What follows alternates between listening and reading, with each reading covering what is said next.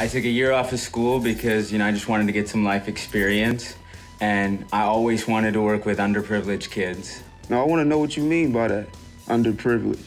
It was all there in the script. That sense came across immediately to me, and it was one of the things that floored me so much about reading it, was that it evoked emotion so effortlessly to the point where I was tearing up reading it, and that it never happens to me reading a screenplay. But I never felt like the strings were being pulled, and I didn't feel manipulated. And so from the beginning, it made me feel like I know how to do this with telling the story that way, and every step from reading the script onward, it just really stayed on that very natural precipice, which is a hard line to walk. There's no way not to tell this right. It is a storyteller's wet dream.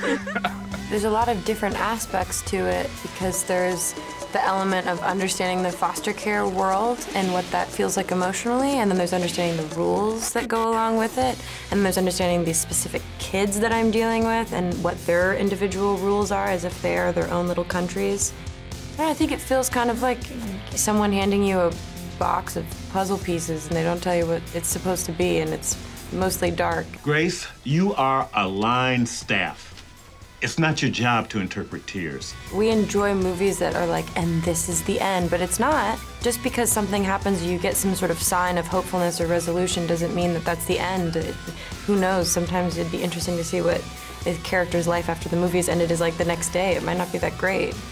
So there's this amazing contradiction in the film of just the feeling of life, I think, the flow of it, that sometimes you get handed a bad hand, and how do you deal with that, and how do you fight from it and with it? And I think that the hope comes from the struggle that is in the film. And I think in the film you watch a lot of people come to the conclusion in their own way that in their period of time that the only option left is to try.